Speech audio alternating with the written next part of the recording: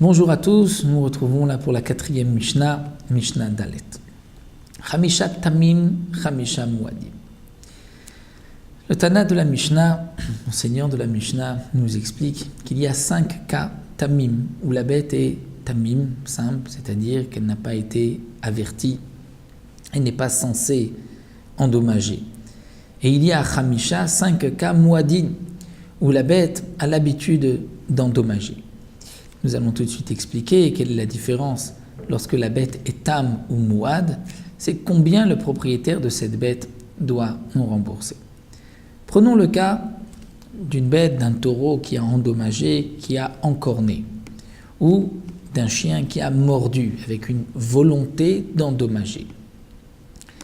Les 3 premières fois, la bête est considérée comme tam, simple. Elle n'est pas censée endommager. Donc la Torah nous dit que si cette bête a endommagé la première, la deuxième ou la 3e fois, le propriétaire ne payera que la moitié du dégât.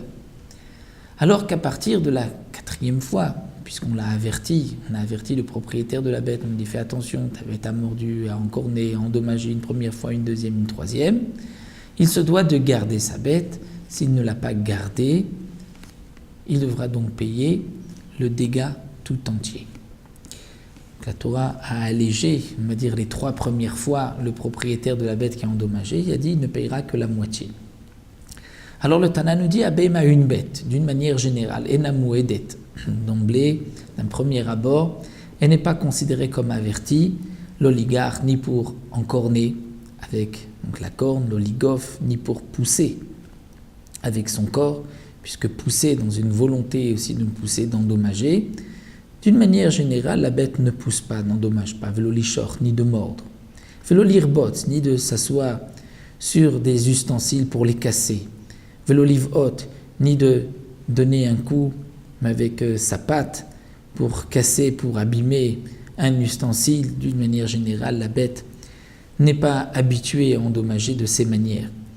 Et donc, c'est pour cela que les premières fois, lorsqu'une bête a endommagé, que ce soit avec la corne, avec son corps, ou a mordu, ou elle s'est assise volontairement pour casser un ustensile, casser une cruche,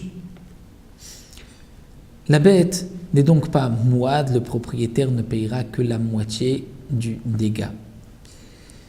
Au bout de 3 fois, à la 4e fois, le propriétaire devra payer le prix du dégât tout entier. Ces dynimes-là, ces lois, nous les reverrons dans le 2e pérec. Hachen mouedet lechol taraouila, mais la dent, dire la bête, a l'habitude de manger et taraouila, parce qu'elle a l'habitude de manger. Une bête ne mange pas des vêtements, mais une bête mange des aliments. Donc lorsque se trouvent des aliments devant ma bête, je sais que ma bête va les manger. Si elle les mange, je devrais payer le plein tarif, c'est-à-dire le dégât tout entier. Je ne peux pas dire, je ne savais pas que la bête allait manger. De même, une bête à régel, le pied mouedet shaber bederech ilucha. À l'habitude, c'est normal qu'elle endommage sur son passage en marchant. Elle piétinera tout ce qui se trouve sur son passage. Donc on doit faire attention, si la bête a endommagé, on devra payer le nezek, le dégât tout entier. Ou encore le shor hamouad, c'est-à-dire dans les premiers cas, si on a averti la bête, le propriétaire 1, 2, 3 fois, la 4e fois, il devra payer le plein tarif. Veshor amazik birshutanisak, un autre cas, c'est-à-dire le taureau qui a endommagé dans le domaine de celui qui a été endommagé. C'est-à-dire le taureau de Rouven rentre dans la maison, la propriété de Shimon, et il endommage là-bas la bête de Shimon. Dans ce cas-là, le propriétaire de la bête qui a endommagé donc Réhouven se devra de payer le Nézek tout entier, étant donné que la bête a encorné chez le Nizak, celui qui a été endommagé, ce n'était pas dans la rue, et donc il est responsable dès la première fois. Mais aussi Ha-Adam, l'homme. Un homme est toujours responsable de ses actes. Un homme qui a endommagé doit payer, doit rembourser le dégât qu'il a commis. Il ne pourra pas dire « je n'ai pas l'habitude d'endommager, ce n'est pas dans mes habitudes, je ne sais pas ce qui m'est arrivé ». Adam Mouad Leolam, il a endommagé même sans faire exprès, il doit rembourser le dégât causé. L'homme qui est au volant d'une voiture est responsable de tous les dégâts causés par la voiture. Il ne pourra pas dire « je n'ai pas vu, je n'ai pas fait attention ».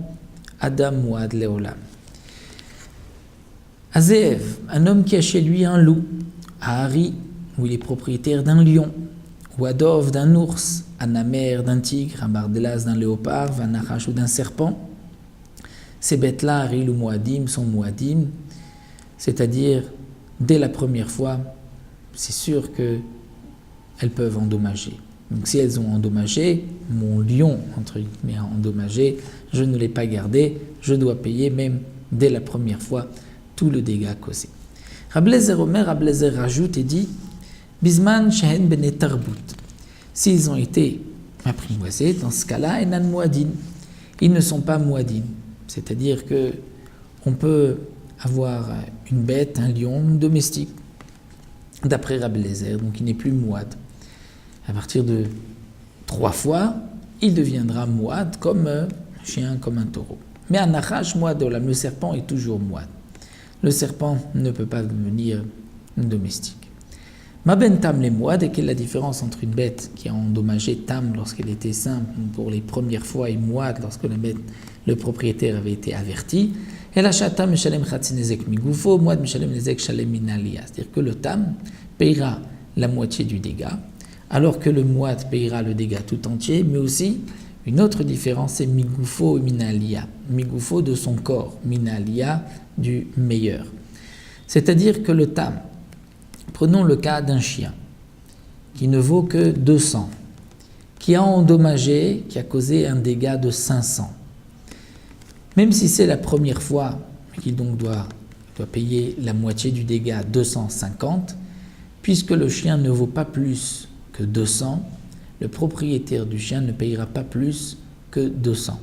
Il pourra même dire à celui qui a été endommagé, tu peux prendre mon chien, voici, il vaut 200, et il ne doit pas payer les 50 de différence, bien qu'il doit payer la moitié du dégât, il ne paye que migoufo, c'est-à-dire de son corps, du prix de la bête qui a endommagé, alors que le mouad, il payera nezek shalem mina alia, du meilleur. C'est-à-dire que s'il a un chien qui vaut 200, qui est endommagé